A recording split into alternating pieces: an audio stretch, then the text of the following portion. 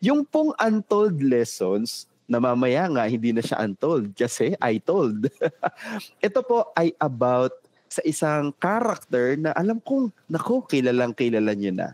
So it is about the untold lessons from the life of Job. Baka lang meron kayong matututunan ngayong gabi na hindi po normally natin na pag-uusapan kapag ang topic natin ay ang buhay ni Job. Kaya po siya untold lesson. Ito lang po yung summary ng buhay ni Job. Mga kapatid, si Job ay isang kilalang mabuting tao. Siya po ay may takot sa Diyos, meron siyang malaki at masayang pamilya, at siya po ay mayaman. Okay, yun yung isa sa pinakamaganda sa kanya. Mayaman siya.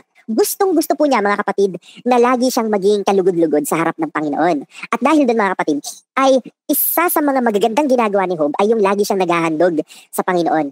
Pero hindi lang po siya naghahandog para sa sarili niya. Ipinaghahandog po niya yung kanyang mga anak. Meron po siyang 10 mga anak. Ipinaghahandog niya po yung kanyang mga anak, handog po para sa kapatawaran ng kasalanan. Kasi naniniwala po si Job, baka po kapag hindi sila magkakasama, hindi alam ni Job, no, kung ano yung mga nagagawa ng kanyang mga anak. Naniniwala siya na baka nagkakasala yung kanyang mga anak. Kaya po naghahandog siya para sa kanila. So gusto ko lang, mga kapatid, na ipaunawa sa atin na yan yung as in talagang religiously gusto talaga ni Job ay maging kalugod-lugod siya sa Panginoon. Okay? At isang araw, mga kapatid, ito ay sa buhay lang at sa kwento ni Job natin makikita na sinabi po rito na si Satanas ay umakyat sa langit. Umakyat si Satanas sa langit, umattend ng meeting. Tapos, si Satanas siya po ay may access sa langit. At sa isang assembly po ng Diyos sa langit, umattend si Satanas at sabi ng Diyos kay Satanas, "Oh, saan ka naglalagi?" So sabi ni Satanas ay paikot-ikot daw siya sa mundo. Mga kapatid, alam niyo ba, ang Panginoon ang nag-introduce kay Job kay Satanas. Sabi ng Diyos kay Satanas, "Hindi mo ba nakita yung anak kong si Job? Matuwid siyang tao." Sabi ni Satanas, kaya lang naman sumusunod yan sa'yo kasi iniingatan mo yung kanyang buhay at ang kanyang mga ari-arian kasi nga po si Job ay mayaman na mayaman. Challenge ng Diyos si Satanas. Sabi niya, okay, gawin mo, pwede mo siyang subukin. Mababasa natin sa verses 12 to 19 yung mga ginawa ni Satanas na pagsubok at harmful events sa buhay at sa pamilya ni Job. Okay, very quick. Isang araw po, biglang dumating sa bahay yung isang alipin o katulong ni Job at ikinuwento na yung pong bakahan ninyo ay sinugod ng mga kalaban at pinatay po ang lahat ng inyong mga katulong at ninakaw ang lahat ng inyong baka. Ako lang po ang nakaligtas at ako po lang yung nakapagbalita sa inyo. Grabe, no, mga kapatid? Maraming baka yon pero ninakaw. Maya-maya, isa na naman katulong at katiwala ni Job ang umuwi at sinabi niya, Job, yung pong inyong mga asno ay ninakaw po ng mga kalaban at pinatay din po yung mga tagapag-alaga. Ako lang po ang nakaligtas. So mga kapatid, lahat ng kanyang mga asno, wala na. Maya-maya, may isa na naman dumating at nagkwento. Sabi niya, Panginoong Job, yung isang malaking apoy galing sa langit ang bumaba at tinupok ng apoy ang mga tupa at ang mga tagapag-alaga. Ako lang po ang natira. Grabe mga kapatid, isang araw yan. Maya-maya, may dumating na naman, isang katiwala. Sabi niya, sinugod po kami at pinatay din po ang mga tauhan at ninakaw ang mga kamelyo. Ako lang po ang natira at ako lang po ang nakapagbalita sa inyo. So mga kapatid, lahat ng possessions, lahat ng ari-arian ni Job ay nawala ng isang iglap. Dahil po, lahat yon ay gawa ni Satanas. At meron pang kahindik-hindik pa na nangyari. Isang araw, nagkakatipon po yung mga anak ni Job sa bahay ng panganay nilang kapatid. Alam niyo po ba, lahat sila na nandun sa bahay, habang nagkakasiya sila, dumating ang isang napakalakas na bagyo at may ipo-ipo na dumaan doon at sinira po yung bahay. Mga kapatid, lahat ng anak ni Job ay namatay. Mga kapatid, ganyan ang nangyaring pagsubok kay Job. Pero, sabi po sa Job chapter 1, verse 20, yan, babasahin po natin. Nang marinig iyon ni Job, tumayo siya at pinunit ang kanyang damit dahil sa pagdadalamhati. Pagkatapos inahitan niya ang kanyang buhok sa ulo at nagpatira pa sa lupa para sumamba sa Panginoon. Grabe, no? Sumamba pa siya. Sinabi niya, ipinanganak akong walang dala at mamamatay din akong walang dala. Ang Panginoon na nagbigay ng lahat ng mayroon ako at ang Panginoon din ang kumuha nito. Purihin ang pangalan ng Panginoon. Kasi sa kabila ng matinding pagsubok na galing kay Satanas, nagawa pa rin niyang magpuri at sumamba sa Panginoon. Kaya mga kapatid, hindi pa tapos, nag-uumpisa pa lang ang kwento ni Job. Pagdating sa chapter 2, verses 1 to 6, naku, umattend ulit si Satanas ng assembly sa langit. Muli na naman siya tinanong ng Panginoon. Sabi niya, nakita mo ba si Job? No, dadagdagan ko na lang po mga kapatid. Sabi niya siguro, nagpasalamat pa after mong gawin yung mga dilubyo sa buhay niya. Alam niyo, sabi ni Satanas, subukan mong saktan yan. I mean, yung physical. As in, si Job na mismo yung sasaktan. Sabi niya, itatakwil ka niyan. At mga kapatid, ang Diyos, ang yabang talaga ni Lord pagdating kay Job. Sabi niya, okay, sige, pero wag mo lang babawiin ang kanyang buhay.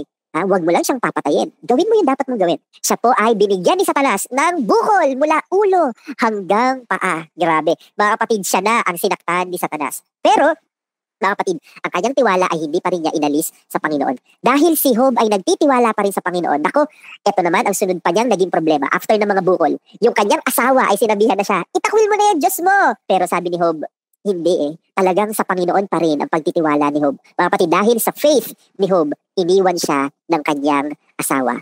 At the point na mas kailangan niya ng partner, iniwan siya ng kanyang asawa. Pagdating mga kapatid sa chapter 2, verses 11 to 13, ayan, papasok yung mga iba pang interesting character sa buhay ni Job. Babasahin mo natin sa chapter 2, verse 11. 3 sa kaibigan ni Job ang nakabalita tungkol sa masamang nangyari sa kanya. Ito'y sina Eliphaz na taga Teman, si Bildad na taga Shua, at si Zophar na taga Naama. Nagkasundo silang dalawin si Job para makiramay at aliwin. Napakaganda ng kanilang layunin. Tandaan niyo po 3 yung kaibigan niya na dumalaw, Eliphaz, Bildad, at Zophar. Malayo-layo pa sila, nakita na nila si Job pero halos hindi na nila ito makilala. Kaya napaiyak sila ng malakas. Pinunit nila kanilang mga damit at naglagay ng alikabok sa kanilang ulo bilang pagpapakita ng pagdadalamhati. Pagkatapos, naupo sila sa lupa kasama ni Job. Mga kapatid, tingnan nyo, sa loob ng 7 araw at 7 gabi. Hindi sila nagsalita dahil nakita nila ang labis na paghihirap na dinaranas ni Job. Grabe, napakagandang makita na sa ganitong pagkakataon, iniwan man si Job na kanyang asawa pero meron siyang 3 kaibigan na dumalaw sa kanya. At sabi nga po doon mga kapatid, hindi sila kailanman nagsalita sa loob ng 7 araw at 7 gabi. Ipinaramdam lang nila kay Job yung presence nila. Pagdating po sa chapter 3 to 31, mga kapatid, ay napakahabang chapters po yan. Hindi po nagkasundo ang magkakaibigan. Yung pong 3, si Eliphaz, si Zophar, tsaka si Bildad, mga kapatid, hindi po sila nagkasundo nung nag-start na silang magsalita sa isa't isa. Dahil pagdating po sa chapter 3, mga kapatid, nagsalita si Job at sabi niya, isinusumpa na niya na sana hindi na siya ipinanganak. At dahil si Job ay nagre-reklamo na, nung pong mga unang araw, mga kapatid, nagpasalamat siya sa Diyos, sumamba siya sa Diyos, nirebuke niya yung kanyang asawa na pinapayuhan na siyang itakwil ng Diyos, pero nung tumatagal na yung mga bukol sa kanyang katawan, mga kapatid, sabi pa doon sa kwento, ay inuuod na si Job. At unti-unti nagbago, mga kapatid, ang confession ni Job. At sinabi niya na sana hindi na siya nabuhay. At dito na, mga kapatid, nagsalita isa-isa ang mga kaibigan ni Job at lumabas ang totoo nilang mga iniisip. Alam niyo po kung ano yung totoo nilang iniisip kay Job? Ayan, isa-isahin natin. Mga kapatid, kung babasahin po ninyo ang statement ni Eliphaz tungkol kay Job, ito yun. Ito yung main argument ni Eliphaz laban kay Job. Job, you must have sinned and God is disciplining you. Ang paniniwala, mga kapatid, ni Eliphaz, may kasalanan ka, Job, kaya ka pinarusahan ng Diyos. Mga kapatid, hindi mali Hindi po dahil sa kasalanan kaya si Job may pagdurusa. Alam na natin yung kwento behind it na hindi alam ng mga tao, no? Ni Job, maging na kanyang mga kaibigan. Pero ito palang pananahimik na kanilang mga kaibigan ay may judgment at may condemnation sa isip nila laban kay Job. Hindi sila naniniwala na walang kasalanan si Job. Mga kapatid, pati si Bildad. Ang main argument ni Bildad, your children died because of their sin. And if you were pure, God would bless you again. So si Bildad, naniniwala siya, kaya rin namatay yung mga anak mo, may kasalanan sila. Tayo, pag nakarinig tayo ng masamang bagay tungkol sa kapwa natin, isasabihin natin, kasi naman ganito sila umamin kayo. Di ba? Ganyan din tayo. Kaya yun nagkasakit. Kasi mahilig kumain kasi ng taba yun Yung kasi mahilig naman, hindi kasi yung gumagalaw, nakahiga lang lagi yun, tsaka nakaupo lang yun. Mga kapatid, umamin tayo. Nagiging ganyan tayo whenever we hear bad events sa ating kapwa. Lagi nating iniisip, kasalanan kasi nila yan At pati si Zophar, no, mga kapatid, yung pinakabata sa kanilang 3. Ito rin yung kanyang main argument. Grabe, mga kapatid. Mas matindi to. Sabi ni Zophar, you're suffering less than you deserve. Sabi sa Job chapter 11 verse 6, pumunta sila doon para aliwin si Job. But ang totoo, ang laman ng puso nila, iniisip nila na si Job ay may lihim na kasalanan, karumal-dumal na kasalanan. Kaya si Job, mga kapatid, ay nagsalita rin at the same time, mga kapatid, lumabas din sa puso at mula sa puso, lumabas sa bibig ni Job yung kanina, nagpupuri pa siya. Pero ngayon mga kapatid, lumabas din yung pagkakamali at yung iniquities ni Job. Bakit po? Si Job ay naging self-righteous. Sa lahat ng kanilang pag-uusap, never po umamin si Job na meron siyang pagkakamali. Alam mo yun, kapag ikaw ay nagkaroon na ng karamdaman, lagi kang, Lord, saan ba ako nagkamali? Kahit hindi mo alam, isipin mo, Lord, saan ba ako nagkamali? Pero Lord, kung nagkamali man ako, Lord, patawarin mo ako. Si Job po, wala at all. Amen? At dahil nga po sa condemnation at sa judgment ng kanyang mga tatlong kaibigan, si Job po naapektuhan at kinuwestiyon na rin niya ang justice ng Diyos. Alam niyo mga kapatid, kapag binasa ninyo yung buong conversations nitong magkakaibigan, mga kapatid, si Job naniniwala na siya na nagkamali ang Panginoon sa kanyang pakikitungo kay Job. Yes, si Job ay character na nagpapakita ng katatagan sa pagsubok. Pero mga kapatid, the untold lessons ng buhay ni Job, sinisiring niya ang Diyos in some point of his life. At sinabi niyang, bali ang judgment ng Diyos sa akin. Pero wala silang kaalam-alam na ito ay engagement ng Diyos at ni Satanas dahil nagkaroon sila ng dare. Amen? So wala silang kaalam-alam, nag-base sila sa kung ano ang kanilang naiintindihan. Mga kapatid, hindi pa tapos yung mga characters. Pagdating sa chapter 32, mga kapatid, may biglang dumating na isa pang character. At siya po ay si Elihu. Gusto kong basahin natin mga kapatid si Elihu. Kinalaunan, tumigil na sa pagsasalita ang tatlong kaibigan ni Job dahil ipinipilit ni Job na wala siyang kasalanan. Ay tumigil na. Pag wala talagang aamin, ay ano pa magagawa natin? Tingnan niyo mga kapatid. May isang tao roon na ang pangalan ay Elihu or Elihu sa English. Anak siya ni Barakel na taga Bus. Mula siya sa Angkaniram. Nagalit siya kay Job dahil sinisisi nito ang Diyos sa halip na ang kanyang sarili. Mga kapatid, hindi siya binanggit dun sa chapter 3 na binasa natin na magkakaibigan. Hindi siya part dapat ng kwento. Pero bigla na lang dumating in the middle ng arguments ng magkakaibigan, dumating si Elihu. At ano po ang ginawa ni Elihu? Nirebuke niya yung tatlong kaibigan ni Job at kinorek din niya si Job. Mga kapatid, mula 32 to 37 yan, mahaba. Ang naging preaching or exhortation ni Elihu. At isa sa mensahe ni Elihu ay ipinagtanggol niya ang Diyos. Mga kapatid, from 32 to 37, si Elihu ang nagsasalita. After magsalita ni Elihu, pagdating po ng chapter 38, mga kapatid, alam niyo na kung sino nagsalita kay Job? Nagsalita na ang Diyos. Amen? Pagkatapos mga kapatid, ibig sabihin, pagkatapos ni Elihu magsalita, pagkatapos sinagot ng Panginoon si Job mula sa ipo-ipo, sinabi niya, ayan, hindi na natin babasahin mga kapatid, yung lahat ng sinabi ng Panginoon kasi from chapter 38 yan to 2:41. Mga kapatid, nagsalita ang Diyos sa pamamagitan ng ipo-ipo. Mga kapatid, kung isa-summarize ko po yung mensahe ng Diyos kay Job, God emphasizes the vastness and mystery of the universe and Job's limited human understanding. Alam niyo po kung ano mga ginawa ng Panginoon? Inisa-isa niya yung mga bagay na hindi po natin kayang maintindihan sa ibabaw ng mundong ito. Yung kalawakan, alam niyo, bumanggit pa ang Diyos ng mga hayop na nakita mo bang nanganganak yung ganitong hayop? Alam mo yun, yung hindi po normally nakikita ng mga tao, pero sabi ng Diyos, wala ka doon, pero nandun ako. Mga kapatid, inisa-isa ng Diyos yung creation niya na hindi kayang unawain ng tao. God essentially challenges Job to acknowledge his limitations and to trust in God's wisdom and power rather than demanding a full explanation. Kailangan mo lang ay magtiwala ka sa akin kahit hindi mo naiintindihan. Amen? Kaya mga kapatid, pagdating ng chapter 42, ayan na, mula sa Job na sinisisi ang Diyos, mula sa Job na self-righteous mga kapatid, ayan, totally, pagdating po sa chapter 42, ito po yung last verse mga kapatid ng Job. Saka po siya nagsalita. Sabi niya rito, sinabi ni Job sa Panginoon, alam ko pong magagawa niyo ang lahat ng bagay at wala sino man makapipigil sa inyo. Okay mga kapatid, nung inadmit ni Job yung kanyang kawalan ng tamang pag-iisip tungkol dun sa kanyang pangyayari, inadmit niya yung kanyang pagkukulang. Mga kapatid, merong pangalawang message pa ang Panginoon. Pagdating sa verse 7, tingnan niyo mga kapatid pagkatapos, sabihin ng Panginoon kay Job ang mga bagay na ito. O mga kapatid, ang kinausap naman ng Diyos ay yung mga kaibigan ni Job. Sinabi niya kay Eliphaz na taga-Temna, galit ako sa iyo at sa dalawa mong kaibigan. Mga kapatid, sino yung tinutukoy niya ng Diyos? Si Eliphaz, si Bildad at si Zophar. Mga kapatid, hindi binanggit si Elihu. Ibig sabihin, sa kanilang lahat, si Elihu lang ang may tamang pangungusap. He represented God correctly. Amen? Yung tatlo, akala nila matuwid din sila. Na sinasabi nila na makasalanan ka, Job. Si Job, kiniklaim din niya matuwid siya at sinasabi niya na mali yung tatlo niya kaibigan. At the same time, mali na rin ang Diyos. Mas tama pa si Job kaysa sa Panginoon. At nagalit ang Diyos sa kanila. Sabi niya, galit ako sa inyo at sa dalawa mong kaibigan dahil hindi niyo sinabi ang katotohanan tungkol sa akin katulad ng ginawa ni Job na aking kapatid, na aking lingkod. Pati sabi ng Diyos hoy, kayong tatlo, hindi niyo sinabi ang katotohanan katulad ni Job. Pati si Job, mga kapatid, mali din. Pero alam niyo mga kapatid, hindi hinahanapan ng Diyos, hindi nag-expect ang Panginoon kay Job na kailangan maging tama siya. At tingnan niyo mga kapatid, galit siya hindi kay Job, doon sa tatlo niyang kaibigan. At ito gusto kong maintindihan natin sa Lord. Mga kapatid, kapag may pagsubok talaga tayo, hindi tayo na-expect ni Lord na kagaya ni Job noong una, nasasamba tayo palagi. Darating din talaga sa point na maririnig sa atin ng Lord na nagre-reklamo tayo. Pero ang Lord, naiintindihan niya tayo. Why? Alam niya kung gaano kahirap yung pagsubok ni Job eh. Yung tatlong kaibigan ni Job, wala sila sa pagsubok. Aba, ay nagse-self-righteous pa at nagko-condemn. So ulitin ko pare-pareho silang mali, pero nagalit ang Diyos dun sa tatlo. Yung taong, yes, nagreklamo siya sa Panginoon, pero dahil siya yung nasa pagsubok, inuunawa siya ng Panginoon.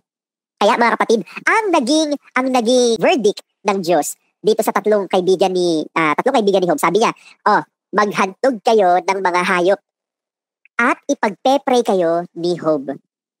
Actually mga kapatid, yung parusa ng Diyos para dito sa tatlong magkakaibigan ay ibinigay ng Lord kay Job. Pag pinag-pray kayo ni Job, hindi ko na kayo paparusahan. So nakadepende mga kapatid kay Job. So kung hindi ipagpe-pray ni Job yung kanyang mga kaibigan, parurusahan sila. Pero mga kapatid, si Job ay totoong may taglay na kabutihan. Ipinag-pray niya yung mga kaibigan niya sa pamamagitan ng paghahandog nila ng hayop at hindi sila pinarusahan ng Diyos. At mga kapatid, after na magkaayos sila, mga kapatid, ibinalik ng Diyos lahat ng nawala kay Job, doble. Amen? Sabi niyo nga po, doble.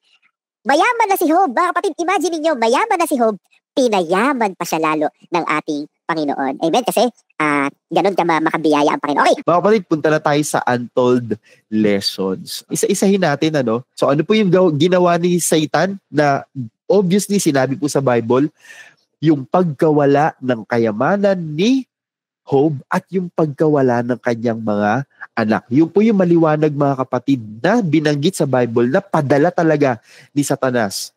At the same time, mga kapatid, isa pa, binigyan siya ng sakit. Pero mga kapatid, ito lang ba yung naging problema ni Job? Meron pa di ba siyang mga hinarap na problema? Ano yun? Meron siyang unsupportive wife. Wala po kayong mababasa, mga kapatid, na si Satanas ay inudyukan yung asawa ni Job. Hindi po. Wala. Hindi rin natin mababasa, mga kapatid, na yung mga friends, yung 3 friends ni Job, ay kinunvict din ng Satanas para siya ay sisihin. Wala, mga kapatid, hindi. Kasi mga kapatid, itong dalawang ito, the unsupportive wife and the condemning friends, naniniwala po ko, hindi to directly sinabi sa story ni Job, the works of Satan. Bakit? Because they are works of men. Si Satanas, meron siya ginawang problema, pero mga kapatid, meron ding mga decisions ang tao na siya rin ay nagbubunga ng problema sa kapwa niya tao. Hindi ito lahat kay Satanas. Mga kapatid, tayo mismo, kahit hindi tayo kasangkapanin ng kaaway ng Diyos, we can be a burden to someone else's life. So kapag meron tayong maling mga paninindigan, kapag meron tayong mga maling disposition, we can be a troublemaker sa buhay ng ibang tao. Punta pa tayo sa isa pang untold lessons. Ay, sino kaya to, mga kapatid? Bakit kaya si Elihu ay bigla na lang pumasok sa kwento? Pero mga kapatid, after niyang magsalita, di ba? Nang nagsalita siya, sunod na nagsalita ang Diyos sa pamamagitan ng ipo-ipo. Alam niyo mga kapatid, ang Panginoon, lagi siyang may ginagamit na tao, kasangkapan, para minsan kailangan niya talaga na introduction. Kagaya ni Juan Bautista, bakit nauna si Juan Bautista magministeryo bago kay Jesus Christ? Kailangan ng introduction. Kailangan may mag-prepare ng way. Mag-reflect tayo sa sarili natin. Tayo po ba mga kapatid ay nagiging representative ng kaaway o nagiging representative tayo ng Diyos? Amen? Hindi rin maganda yung sinabi ni Elihu kasi kinorek niya yung mga matatanda. Si Elihu po ay napakabata, mga kapatid, kumpara dun sa tatlo kay Job at yung tatlo niya mga kaibigan. Pero kinorek niya. Pero siya yung lumabas na tama. And minsan mga kapatid, because of our decisions, because of our dispositions, minsan nami-misrepresent natin ang Panginoon. Yung tatlong kaibigan ni Job, sabi niya, parang godly kasi, Kaya ka nagkaganyan kasi makasalanan ka. Parang relihiyoso, di ba, ang dating? Pero hindi nila na-represent ng tama ang Panginoon. Amen? So mga kapatid, hindi ibig sabihin na mukha tayo relihiyoso ay we are representing God correctly. Amen? So mga kapatid, nabanggit natin kanina yung works of Satan at nakita rin natin yung works of men sa buhay ni Job. Pero wait lang, kung may works of Satan at may works of men, syempre, may works of God. Okay, number 1, mga kapatid. He recognized Job. Kung hindi naman niya ipinagmalaki si Job kay Satanas, di wala sigurong ganyang dilubyo, no? Pero mga kapatid, ni-recognize ng Panginoon si Job. Correct me if I'm wrong. Hindi ba alam na rin ng Panginoon na kapag sinubok na si Job ay iiwan siya ng kanyang asawa at dadayuhin siya ng kanyang 3 mga kaibigan at itong si Job ay sisisihin ang Diyos eventually? Mga kapatid, sa tingin nyo ba hindi alam yun ng Lord? Alam yun ni Lord. Yes, alam ni Lord yung strengths ni Job. Pero alam din ng Panginoon yung weaknesses ni Job. Pero tingnan niyo kung paano siya magmalaki. Ipinagmalaki niya yung mabubuti patungkol kay Job. Hindi pinapansin ng Lord yung weakness niya. Hindi siya sinabing, pero mayabang yon, self-righteous yon. Tsaka sabi ni Satan, sige, gagalawin ko yon bibigyan ko ng pagsubok. Hindi sinabi na wag na nga, kasi eventually sisisihin ako niyan No, hindi. Si Lord, napaka-optimistic niya, mga kapatid. Ang Panginoon, siya na yung Panginoon na nakakaalam ng lahat. Mga kapatid, siya nagfo-focus siya sa strength. Hindi siya nagfo-focus sa weaknesses nating mga tao. Amen? Ang nakita lang niya kay Job, yung pagiging matuwid niya at hindi nagmamatter sa Panginoon kung meron ba siyang kahinaan. Amen? Dahil mas nangingibabaw sa Panginoon yung kanyang kalakasan. Ano pa yung works ng Panginoon? He kept silent while Job was blaming him. Nagpadala siya ng ipo-ipo hindi para saktan si Job. Nagpadala siya ng ipo-ipo para kausapin si Job. Pero nung time na meron nang nababanggit si Job na alam mo yun, parang blasphemous na sa Panginoon, sa pangalan ng Panginoon, but the Lord kept silent. Mga kapatid, kapag tayo ay may mga pagsubok, kapag dumarating na tayo dun sa parang ang hirap-hirap na nung ating mga problema, naman minsan sinasabi na natin sa Lord, ang unfair mo. Bakit ako yung nahihirapan? Bakit yung masamang tao, bilyonaryo? Bakit yung mga magnanakaw sila yung maraming pera? Pero bakit kami? Mga kapatid, whenever we talk just like that, mga kapatid, ang Panginoon, tatahimik lang siya. Kahit sabi mo, sige, parang mali ako sa paningin mo. Okay, anak, naiintindihan ko kasi ang hirap nung pinagdaraanan mo mga kapatid, kung alam lang natin siguro kung ano ang itsura ng Panginoon while we are suffering, pag tayo ay dumadaan sa pagsubok, siguro di rin natin kayang ipinta ang mukha ng Panginoon. Dahil yung nararamdaman natin, doble ang nararamdaman ng Panginoon. Pero, ulitin ko, mas nangingibabaw sa Panginoon kung ano yung ipinagmamalaki niya sa atin. At ang pinagmamalaki niya sa atin, hindi yung weaknesses natin, but yung strengths natin. Ano pa yung work ng ating Panginoon? Grabe, no? Nakita ko mga kapatid na si Elihu ay part ng pagkilos ng Panginoon. Mga kapatid, imagine niyo na lang kung sa buong buhay ni Job, ang magkakasama lang ay si Job at yung 3 niyang kaibigan. Mga kapatid, may nakikita ba kayong pag-asa? May pagbabago ba sa buhay ni Job kung silang 4 ang magkayungyungan? Wala akong nakikitang pag-asa. Dahil ang gagawin lang nila, magsisihan at purihin ang sarili nila. At lumabas patuloy na mali ang Diyos. Pero ang Panginoon gumawa at nagpadala ng game changer. At yun, si Elihu.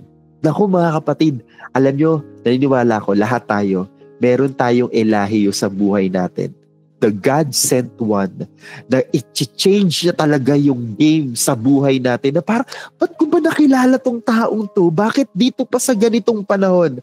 God is powerful, God is all-knowing, at nako, God is so blameless. Nako, sa mga kwento na kanyang binubuo, marami talaga ang unpredictable, pero very successful ang mga kwento ng Panginoon. At mga kapatid, isa pa na nakita ko kay sa Lord. He planned to double Job's blessings from the start. Okay, gusto ko lang itong ipaliwanag. Nung ipinagmamalaki ng Diyos si Job kay Satan, mga kapatid, naniniwala ako, part nun ay dodoblihin ng Panginoon yung blessings ni Job. Okay, ito yung gusto kong sabihin. Ulitin ko tanungin ko ulit kayo. Hindi ba alam ng Diyos na idodouble niya rin yung pagpapala ni Job? Sabi ko sa inyo mga kapatid na wala ng future ang Panginoon kasi lahat alam na niya. Ganito yung nakikita ko tungkol sa Diyos. Sa sobrang blessed ng Diyos sa buhay ni Job, okay, regardless sa kanyang mga weaknesses, gusto ko pang pagpalain si Job. Mga kapatid, mayaman na si Job, pero sabi ng Panginoon, I want to double His blessings. Ang pinaka-target ng Panginoon from the start ay doblehin ang blessings ni Job. Pero yung paraan niya, pwede namang doblehin ng Panginoon nang wala nang ibang ginagawa. But hindi sabi ng Panginoon, di ako papayag na magdodoblehin pero walang pagsubok. Kailangan may pagsubok. At dumating yung pagsubok, mga kapatid, muntik matalo si Job, pero hindi pwedeng matalo ang Panginoon. Siya ang nagmalaki kay Satanas Amen? So, mga kapatid, sa works of men and sa works of Satan versus the works of God, tanungin ko kayo, sinong magwawagi? Sinong mananaig? Syempre, mananaig ang works of God. Amen? Siya pa rin ang bida sa dulo. Hindi pwedeng matalo ang Panginoon. Kahit nagtulong na si Satanas, yung kanyang asawa ni Job, kahit nagtulong pa yung 3 kaibigan ni Job para ma-ruin yung buhay ni Job, isang Elahiyo lang ang dumating. Elahiyo lang ang pantapat ng Panginoon laban sa mga kontrabida. Mga kapatid, ang Panginoon ay mas laging dakila. Sa kwento ni Job, Lord, mga kapatid, sa kwento ni Job, hindi naman si Job ang bida. Ang bida ay ang Panginoon. Amen? Siya talaga ang totoong bida. Sa entire story ni Job, hindi siya ang kapuri-puri. Ang kapuri-puri sa buhay ni Job mula umpisa ay ang Panginoon. Sabi ko nga, ang Panginoon, intentionally, gusto na niya talagang doblehin kung ano yung mga meron na si Job. Kahit madami na siya. Dodoblehin ko yan. Why? Sobra siyang blessed kay Job kaya dodoblehin niya. So mga kapatid, ano yung mga signs na idodouble ng Lord yung blessing sa buhay natin? At tingnan lang natin mula sa buhay ni Job. Mga kapatid, kapag ang Lord ay nag-glorify sa pamamagitan ng buhay mo, sino pang pagpapalain na Lord? Di yun na pagpapala siya. Diba? If you are losing important things and people in your life. So, kapag may mga taong nawawala, natatanggal, lumalayo, o may mga importanteng bagay sa buhay mo na parang lumilipad na lang, na parang dahon, mga kapatid, maybe God is removing these things and these people because papalitan ng Panginoon ng greater. Amen? And when you begin to think that God is no longer working, syempre, bago pagpalain ng Panginoon, talaga may pagsubok. At hindi malayo na dun sa moment na yon na silent ang Lord, minsan iniisip na natin, parang wala nang ginagawa ang Diyos sa buhay ko. Pero hindi natin alam, pine-prepare na pala ng Lord yung limpak Limpak-limpak na love life. O ano pang gusto nyo? Limpak-limpak na kapayapaan. Limpak-limpak na wisdom and knowledge. Limpak-limpak na kagalakan. Sige na nga. Limpak-limpak na pera. Oh my Lord, thank you. What if God's silence is God's preparation? Amen? So, wag tayong lubusang mawalan ng loob, mga kapatid, kapag silent ang Panginoon. Dahil nakita ko rin sa buhay ni Job, di ba, pagdating sa chapter 38, nagsalita ang Diyos kay Job. So, mga kapatid, naniniwala ako, hindi totally silent ang Lord. Even yung silence ng Lord, may message yun. Amen? Even God's silence speaks, at God will speak to you. God will use His word. And when you are surrendering everything to the will and wisdom of God. Pagdating sa chapter 42, sabi ni Job, Panginoon, kayo lang po talaga ang nakakaalam ng lahat ng bagay. And he surrendered to God everything. Hindi pa tapos dahil nung may chance si Job para maghiganti doon sa mga kaibigan niya, hindi niya ginawa. Instead, if you can bless the people who caused you pain. Ay nako, mga kapatid, kung present sa iyo ang lahat ng to, for sure, malaki ang chance nasa process ka na God will double whatever you have right now. Why? Because God is glorified in your life.